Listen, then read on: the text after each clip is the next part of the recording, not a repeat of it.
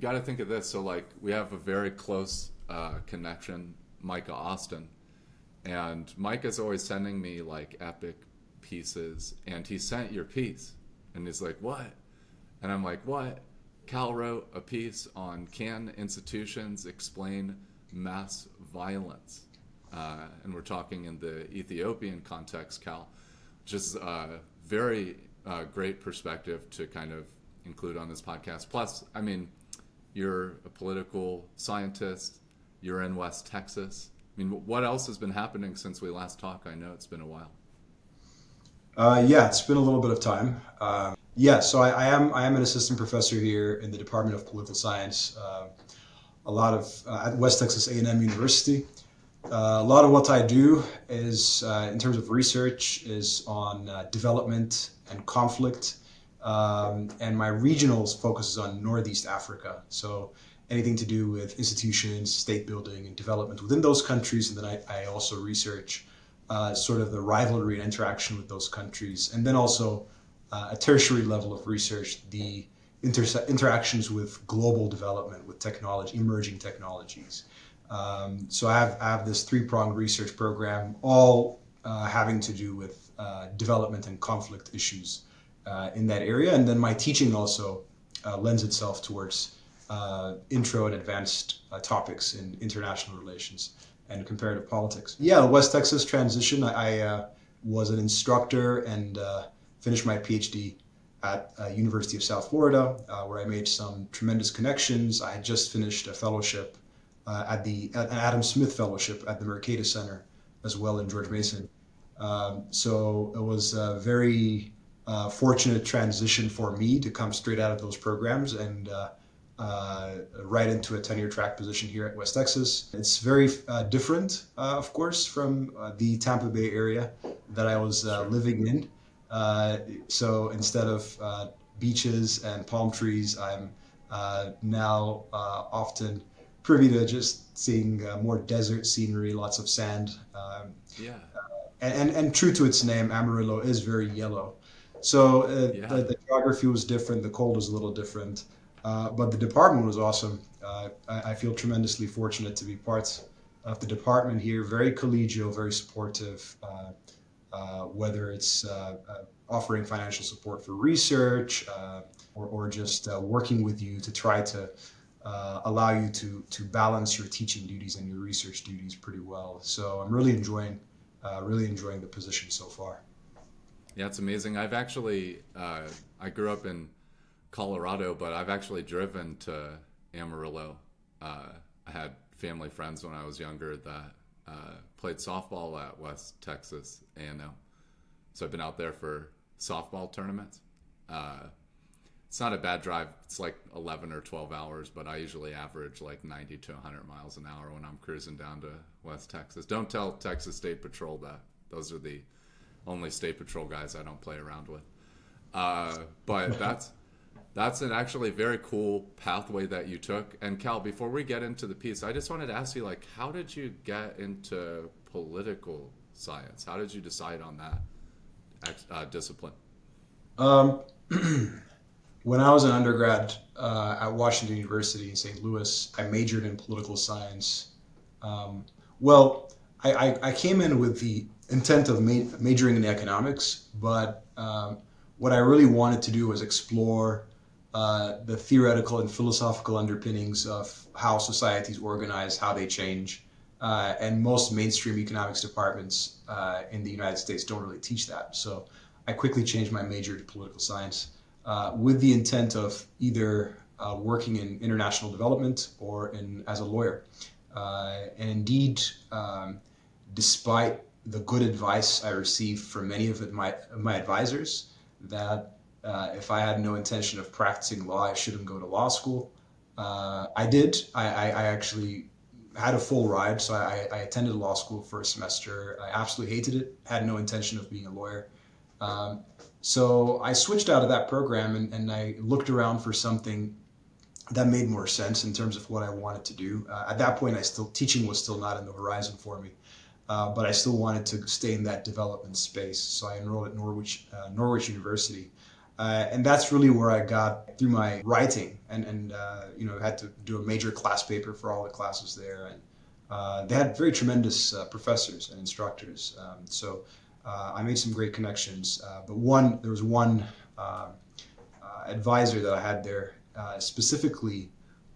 He taught me a couple of three classes. He ended up teaching me, also became my thesis advisor because I went the thesis route. He basically had a very different approach to teaching and opened my eyes, so to speak, to really questioning what development is. What does it mean? I mean, well, first of all, what is development, theoretically speaking, and also what kind of gaps are there between development practice as it actually exists today and the kinds of changes that development practitioners seek to make in this world. And I decided that I may have a lot to say on that issue. I may have a lot to study about that issue, having grown up in the developing world myself. And so I quickly started to move away from the idea of actually being a development practitioner and segued into actually studying development as an academic, with the hope that I could say something about the direction of development and the field of comparative politics as a whole,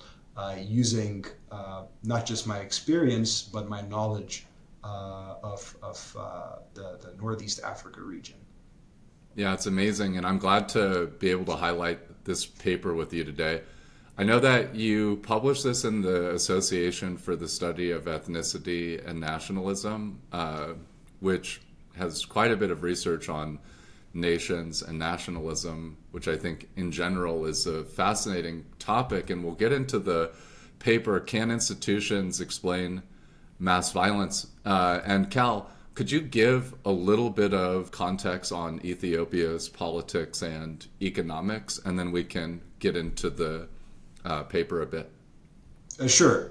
So, the article that was just published was the journal's. The association publishes it under the journal Nations and Nationalism, which, as you pointed out, is a big is a top journal for issues of ethnicity and conflict. This is not my first work on Ethiopia, but it is probably the one that tries to get straight into the issue of violence from a societal perspective. So, background of Ethiopia: this is a country that has very ancient roots. It claims direct line of continuity to a very ancient monarchy that off and on sustained rule from 6th century before Christ to 1974. Now there's some questions about whether that was the same dynasty that maintained that rule.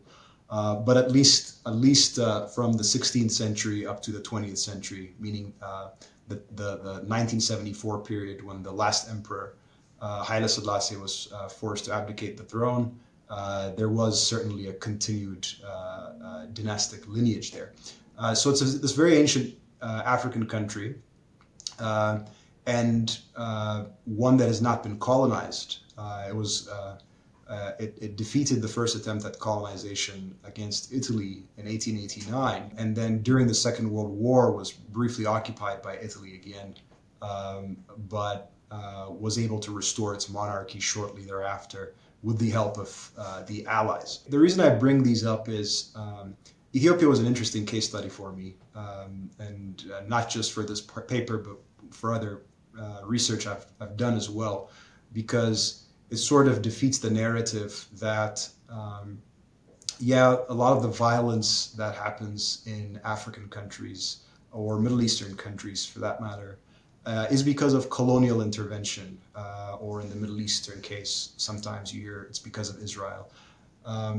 A lot of the underdevelopment is because of colonialism. These are the narratives that are usually held not just in public discourse and among perhaps many of my students, but also in some academic discourse in the fields of dependency theory, and so on and so forth.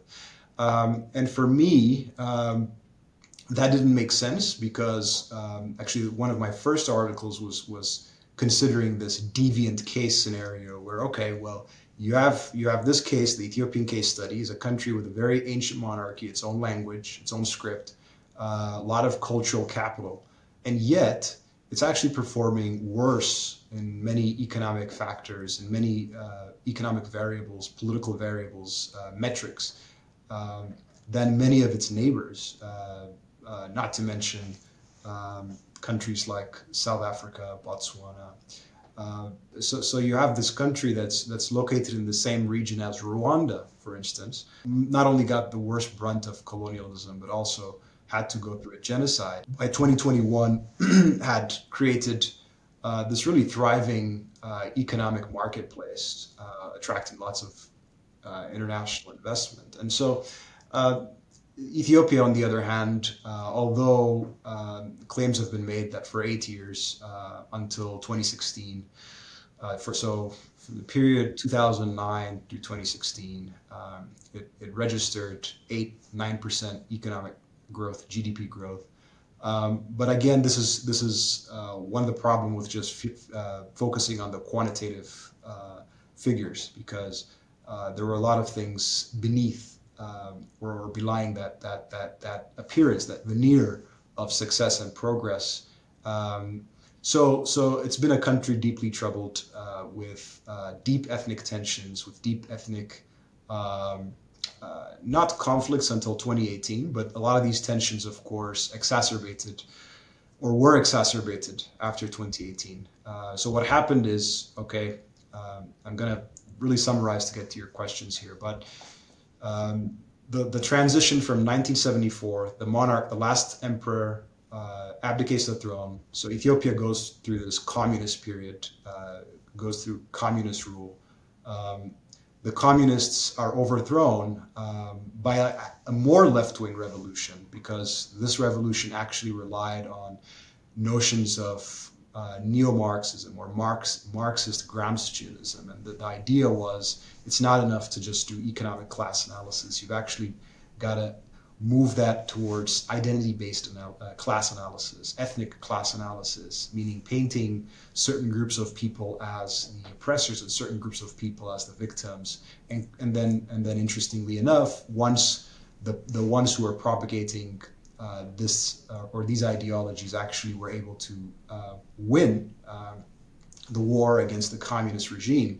And so after 1991, this new regime actually institutionalized these ideas. And so from 1991 to 2018, that regime continued. And in 2018, there was a dramatic shift.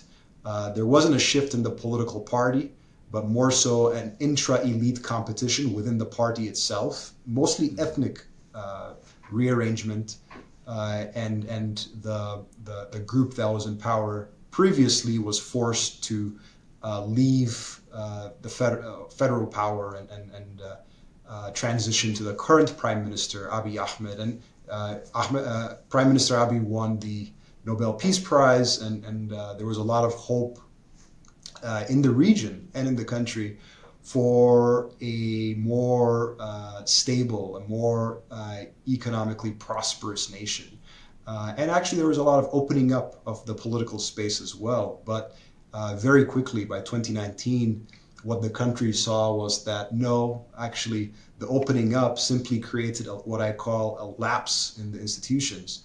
And the lapse was when everything that I'm talking about in terms of both the political violence, right, which is more organized based on groups, militias, so on and so forth, and the mass violence, which is more societal level and disorganized. Both of those things started to escalate, ironically enough, during this period of a putative democratic transition, and have continued to escalate into the present day. Okay, and just also to add, for anybody who has like more of a spatial orientation, when we think about where Ethiopia is located, to the west we have Sudan and South Sudan. To the south or so we have Uganda, Kenya, Somalia. The northeast we could say Eritrea, Djibouti, and then this is not that far from the Red Sea. Across the waters, Yemen and Saudi. Now, when you ask the question of can institutions explain mass violence, what did you find in the Ethiopian context as you were doing your research? So the background of that research question is, it's sort of a response to myself. In my previous work what I've done is follow the traditional, what we call rational choice institutionalist approach, which sort of takes a look at, well, these are the institutional incentives, these are the preferences among the different elite actors that factored into creating these institutions, and this is how the institutions constrain or incentivize the behavior of these elites.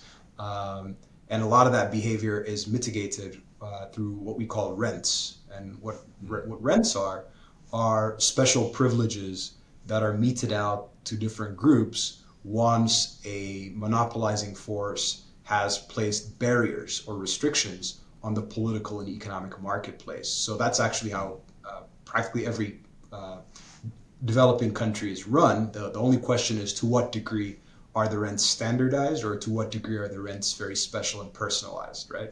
So that was my initial research program, and the topic actually of my dissertation. But one of the questions I would get asked when I present this topic at conferences, even among people who are well-versed in institutionalist theory, was, well, what's the role of the society? What's the role of the masses? And indeed, a lot of the evidence I have, and even my interviews, had to do with elite politics. What is the elite preference here? What is elite preference for this group versus this other group? And then you come up with logically or logical extrapolations of what kind of institutional outcomes you expect from the interaction between those elites, which is fine, okay? And that can lead to very potent predictions about elite behavior, elite-based violence.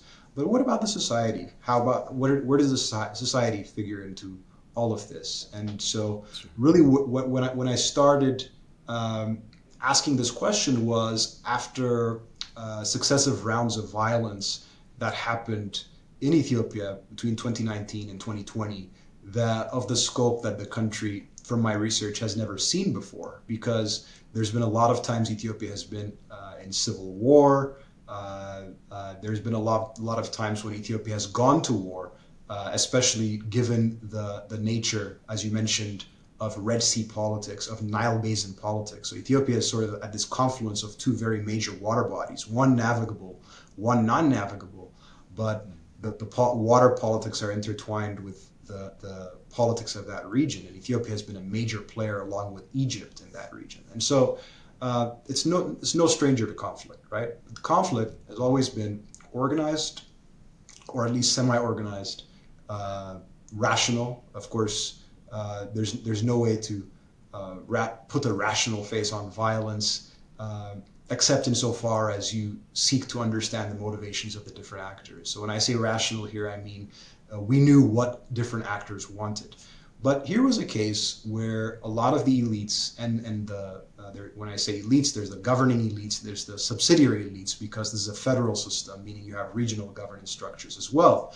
So this is a time when a lot of these elites were aligned in wanting to sustain social stability. Now, there's still elite competition going on, particularly that led to the war in the northern part of Ethiopia, sometimes referred to as the Tigray War. But there wasn't any rationale for societal violence. And despite that, there were periods where there were unpredictable outbreaks or unpredicted outbreaks of mass violence. And sometimes they were sparked by such small things, a social media post, by a well-known activist, the sudden killing of a well-known musician, rumors of a land grab, just rumors of a new company coming to take over land. And so in the past, when these types of critical junctures happen, we have seen violence directed against, for example, certain foreign companies that were seen as being aligned to the government before 2018. But we've never actually seen people going out and carry out the types of atrocities that happened in Ethiopia. And what really concerned me was not just that the atrocities were happening, but that we were seeing atrocities being committed by the common people, the masses, what I call the masses. And to add to that, using improvised weapons, machetes, axes, in some cases burning victims to death.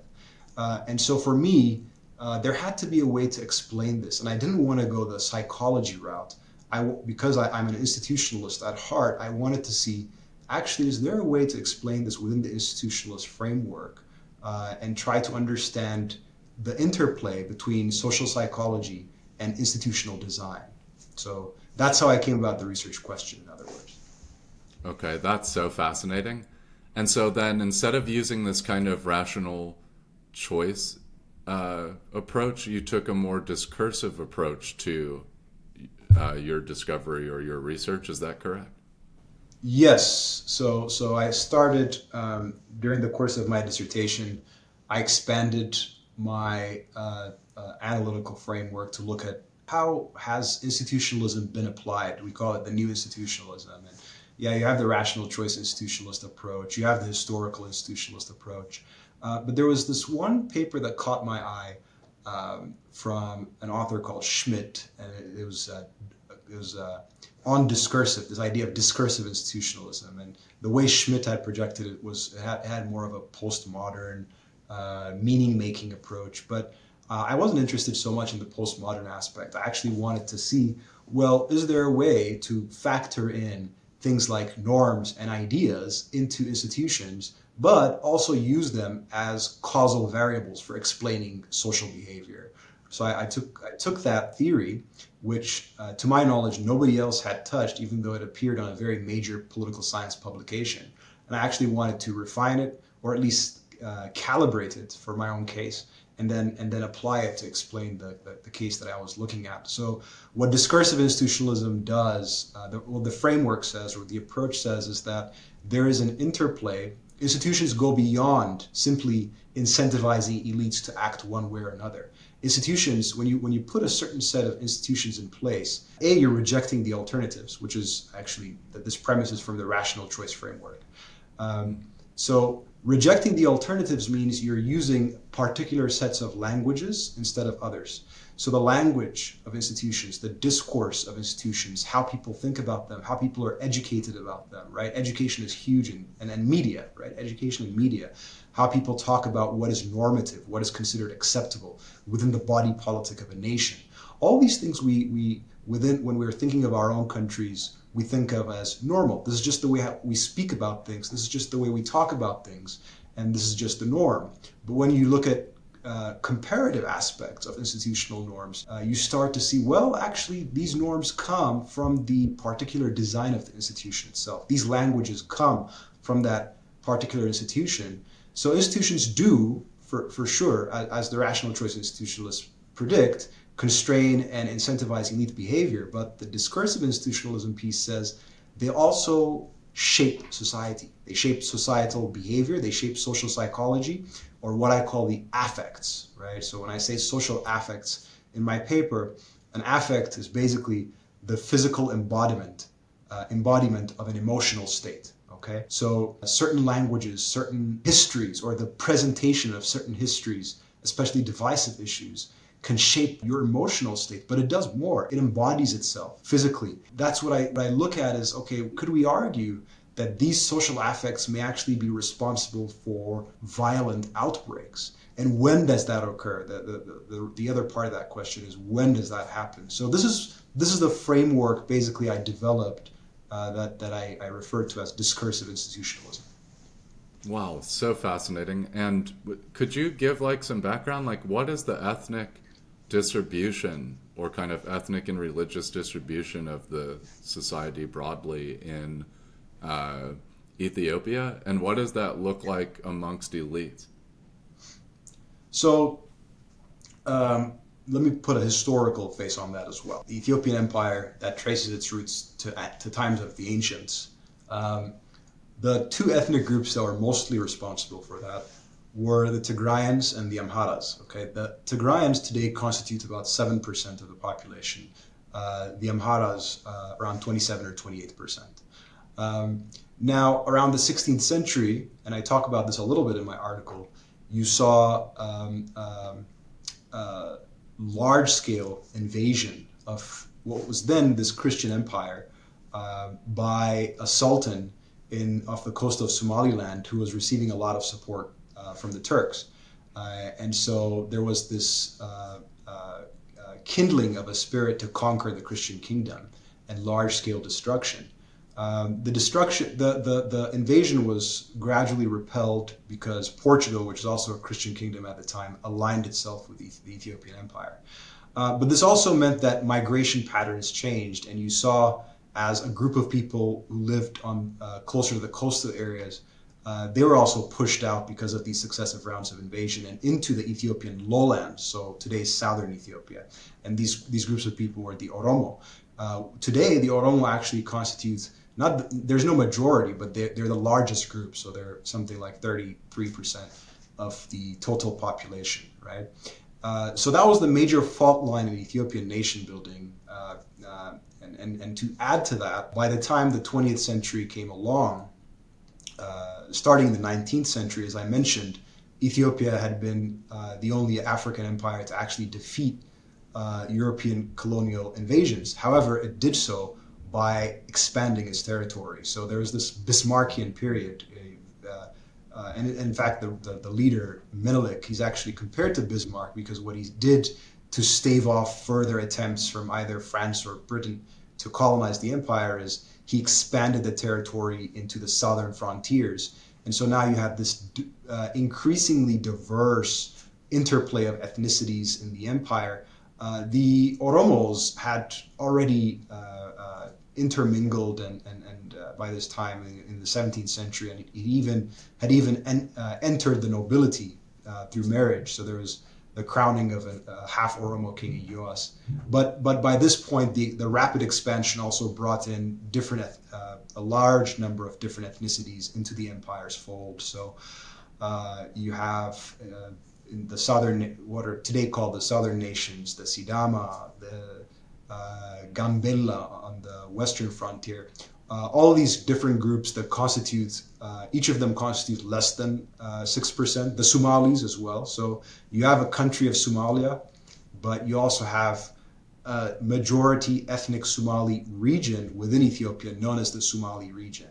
So all these minority groups were also integrated into the empire. Interesting. And what is the national language in Ethiopia? And then how many other languages? Discussions of language in Ethiopia are a political subject by themselves. Currently, the country has an official language rather than a national language. And again, sure, this comes back to the idea of the nation and the contesting of Ethiopia as a nation state. But currently, the official language is Amharic, which is a Semitic language, actually. Okay. And how many languages do you know of are in Ethiopia? There are 80. There are 80 languages, but the major languages that are spoken at government levels, you have Amharic or Amarinya, the Oromo language known as Orominya is, if not as widely spoken, perhaps even more widely spoken than Amharic, and in some regions serves also as an official language. And then you have the Tigrinya, which is also a Semitic language. So interesting thing, and this sort of adds to the polarization that I talk about, but there's also a split between the language groups in the country. So you have the Semitic languages, which are closer to like Aramaic and Hebrew, which are in script and in form, and those are Amharic and Tigrinya, traditionally the language of the northern peoples. And then you had what we call the Cushitic languages. So Orominya is one of them, which is very widely spoken. Somali language, of course, in the Somali region. So although there are about 80 different languages, those four are the main ones. Okay. And in your paper, you wrote the case of anti-Amhara violence in Ethiopia positions the violence as a byproduct of settler native discourse. And then you went on to say, through the lens of discursive institutionalism, I argue that the violence emerges as a predictable outcome of the social effects of hyper-ethnicized institutional design. And this is something you touched on briefly earlier. But so what you're saying is that this kind of hyper-ethnicized institutional design has a tendency for or maybe even has a capability embedded inside of it, where you can trace language as the cause to the lead of political violence or the outbreak of political violence? Yes, that's the point. Okay. ethnic identity becomes embedded as the logic of communication. What do I mean by that? Um, so you started off by talking about the native settler divide. Okay, so let me talk a little bit about where I came up with that and how it fits into the discursive institutionalism framework. The native settler divide is the work of a very well-known post-colonial scholar. His name is Mahmoud Mamdani. Okay, so Mamdani has written several books on the nature of colonial enterprise and the nature of post-colonial governance. But in his more recent works, he's centered on this idea of the native and the settler. And the reason he did that is because these discursive markers, as I call them, or these languages, were used for certain administrative purposes without an understanding of the affects they produced among the people. And a clear example of that, right? The Belgians, when they took over from the Germans in Rwanda, found it easy to cast the settlers, who were the group that were considered settlers, like, you know, they're pastoralists, the Tutsi, as the dominant group, as the higher social stratus.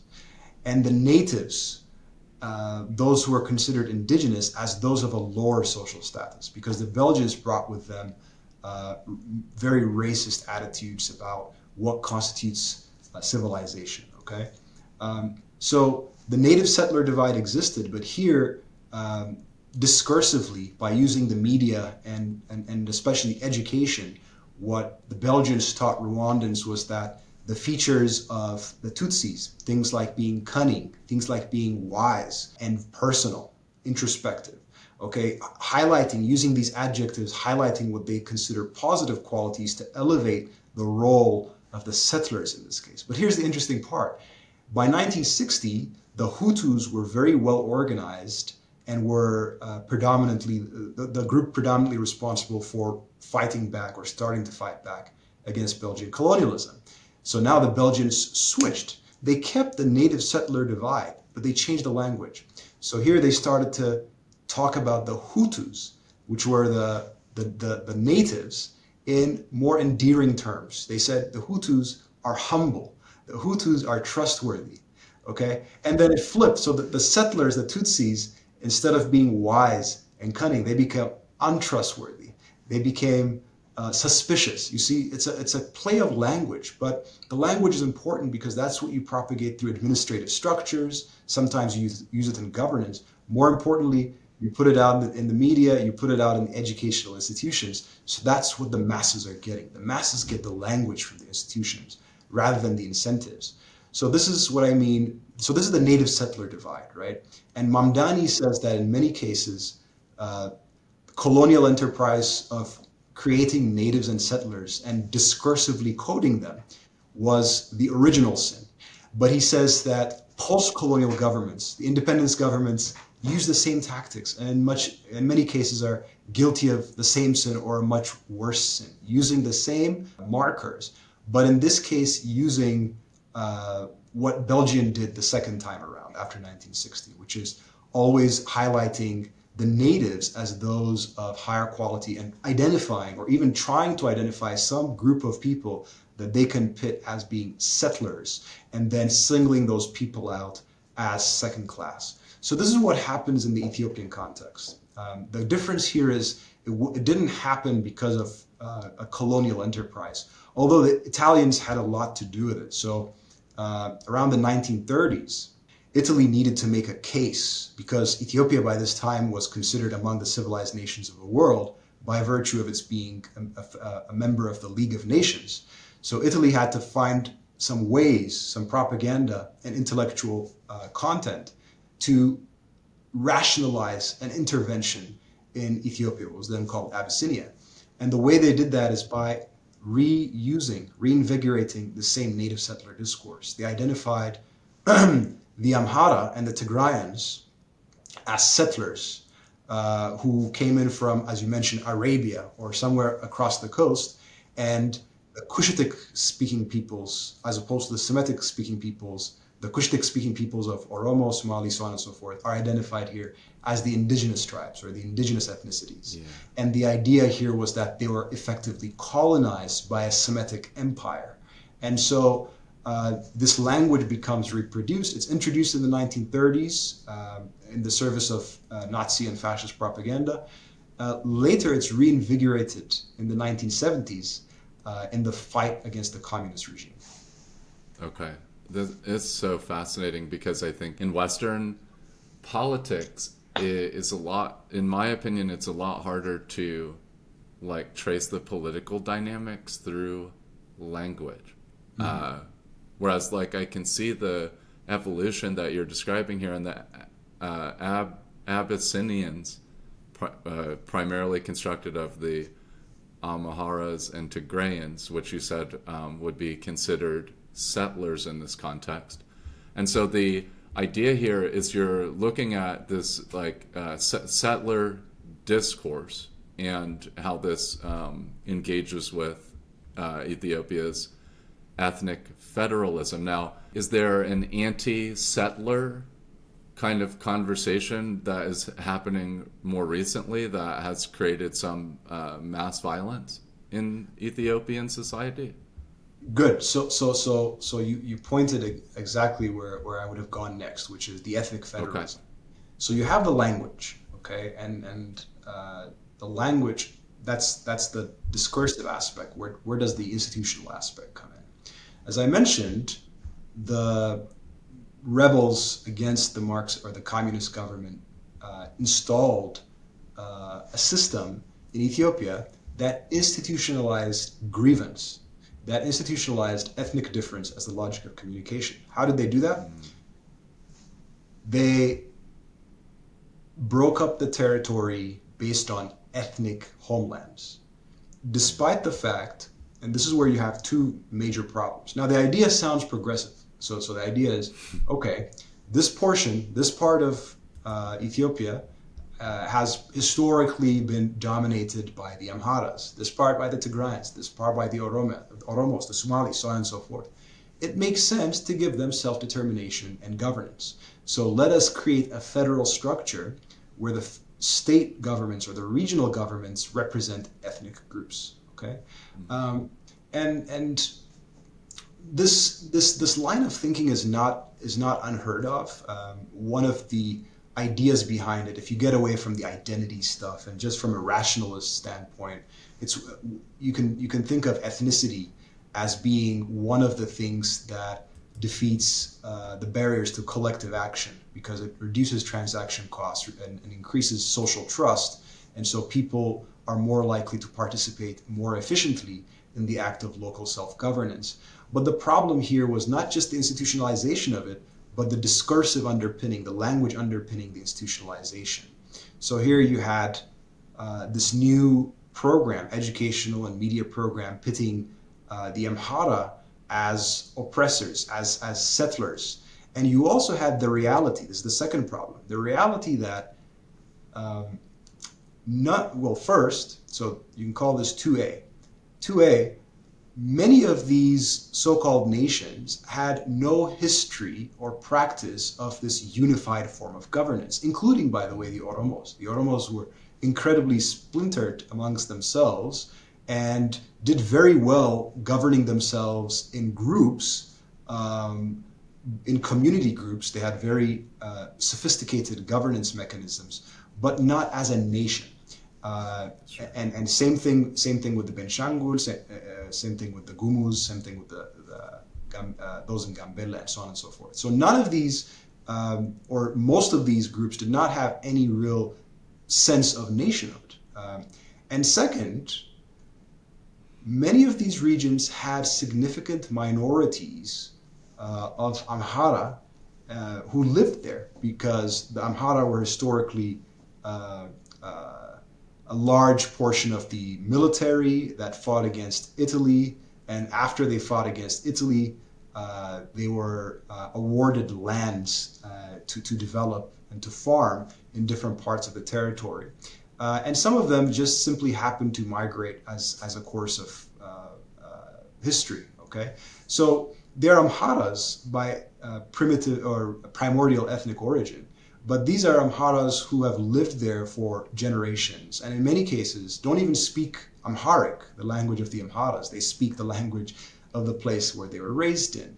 But the idea of the ethnic federalism, the way that it was implemented discursively, made it look like anyone who lives in a certain region who is not primordially of that ethnic group is considered an outsider. And the federal constitution incentivized similar interpretations and sometimes more concerning interpretations at the state constitution levels. So for instance, the state constitution of the Benishangul region singles out 3 owners of that region. Okay, so if you're not an owner, designated as an owner of that region, then you're an outsider. So it didn't. The Constitution, interestingly, did not say anything about the rights of those minorities living outside of those borders. So you had this confluence of discourse and ethnicity. On the one hand, you're propagating this idea of Amhara and Tigray, and to some extent imperialism, and eradicating the Anshan regime by targeting those folks. And on the other hand, you have an institutional reality that reflects this truth, quote unquote, that you are trying to push.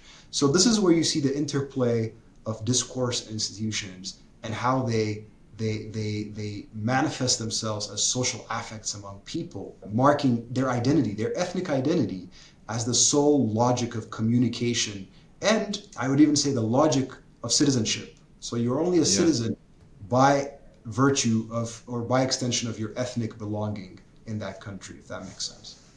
Yeah, it does. And this, I think, is what highlights some of the complexities in the interstate system as we know it today, or in development economics in general, is that the interstate system requires a certain type of standardization in a society. And we've seen groups apply these kind of policies to create conformity or assimilation. And we've also seen that turn into what we have looked back and identified as like genocide policy, right? We see some of the ethnic and religious contests in India where you have a federal government that supposedly has some form of a central kind of Hindu identity, even though there's 200 million Muslims and many languages around the country in India, multiple states and so forth. Whereas in the United States, we forced everyone to speak English. We went through multiple waves of mass killings. We had tons of political violence in our early formation. We even had a successionist movement, right? The Confederate, who wanted to leave the federal system, which they did not succeed, thankfully, in leaving the federal system. But at that time, both groups, the Confederate and the Union, spoke a central language. So they at least had also practiced similar forms of religion, right? So they weren't so far away from each other that they couldn't get to some kind of peacekeeping, or, what you're even looking at here is cross-ethnic relations, or, they were able to put it back together. And in the Ethiopian context, it sounds like there's still kind of a very fractured identity. The groups see themselves very separate from each other. Maybe even the ruling elites at the federal part of the system don't necessarily have the shared interest of all of the more regional or local entities. Maybe they're not even represented at the federal level. I don't want to wrap this up. I wish we could talk longer, and I hope to bring you on more frequently. But were there any findings or any interesting contributions that putting this framework together, you think will contribute, or anything that surprised you as you were putting this research down? Yeah, so the first is things that seem difficult to explain. When I say things, I mean mass violence that seem difficult to explain may actually have an inherent rationality. It just may not be easily discernible. So that's the whole idea behind looking at episodes when Amharas were targeted in different regions, including the capital city, by regular people using improvised weapons in very gruesome ways. And you think, how does that happen? This is very different from the type of political violence you're talking about in some respects. And that's part of the reason it's hard to put it back together, right? But that doesn't mean that there isn't a cause to it. And the cause starts from the institutions, but it is propagated through the discourse. And so the implication of that then is that a lot of times, I'm not the only scholar of Ethiopian studies who criticizes the ethnic federal arrangement. You find many of them, and many more experienced than I am. I think the recommendation that we usually hear then is abolish the ethnic federal system and move towards something else. But in order to do that, you've got to actually first change the mindset of the citizenry over time. Because here's the thing. So two things on what you had said. The language policy. So it was actually part of modernization theory that having one language would be beneficial. And so whether driven by violence or simple administrative centralism, language or having a population speak the same language, this was pretty prominent in the 20th and 19th centuries. And actually this is part of what happened in Ethiopia too, is that because of the needs of modernization, all the elites started to speak Amharic, not just the Amharic elites, by the way, those of different ethnic backgrounds who are also considered part of the elites. And so the question then becomes, what are they Amharas because they're well educated and they're part of the system, or are they not? That was the problem of the past. The reality of ethnic identity in the country was that it was fluid. And I think from my institutionalist perspective, I don't take ethnic groups for granted. I think ethnic groups are fluid and constructed over time. And so through that process of construction, you can reify, you can make ethnic difference more important, or you can make it less important. And in this case, of course, ethnic identity has become the most important thing. But yes, the institutions have a lot to do with it, but no, you can't simply change it by institutional design. That's where the rational choice institutionalist framework doesn't get us quite far enough in the Ethiopian context, because you had a system implanted, but for 17 years you didn't see this kind of violence, or sorry, 27 years. And guess what? The reason you didn't see this violence is because the system was so authoritarian. So in terms of preventing violence, when you give people the types of rights that are likely to lead to social affects that can manifest themselves as violence, then you have to keep the lid on the bottle, so to speak, to make sure that violence doesn't erupt. So the country did that successfully for 27 years. So what's most surprising, the most surprising outcome of this research was that it was the period of opening the lid, the opening up of the political space, the opening up of order, and pulling back from authoritarianism, where now, like you said, okay, different groups in all these regions start to articulate different interests. The center has collapsed, so to speak. And so this is one of the reasons you see different wars in the countries, especially in the northern part and the western part of the country. But then where do you place society? Where do you place the masses? A lot of the people I interview like to say that all the problem is because of the elites. But when I push further, I also found that many of them admitted that the social fabric is broken. So the social fabric is not an elite problem, that's a society problem. And the society problem requires a society-based solution, whether it's civil society, re-education, and that has to come hand in hand with any attempts at institutional design. And I think this applies to other contexts as well. Here in the United States, for instance, a lot of people voice dissatisfaction about the role of the political elites, the role of the institutions. But if if we are to agree that the republic was made for a citizenry that is capable and aware of governing itself, community self-governance, local self-governance, then you also have to go back to, okay, whether it's in the rural parts or in the urban parts, do you have a citizenry that has been educated, that has been empowered to participate in the act of self-governance and the act of community governance?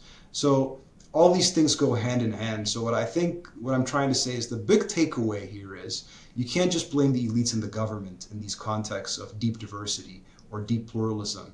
You've got to actually go back and think through the ways in which you could also elevate society into a common discourse, into a common platform for collective decision making and power sharing. Brilliant. Thank you so much, Cal. It's been amazing to host you. Where can people find you? Do you use social media or? I just have a LinkedIn profile, so please feel free to post that in my when you put this up. So I'm happy to connect with folks on LinkedIn or have folks email me as well. Perfect. Thank you so much, Cal.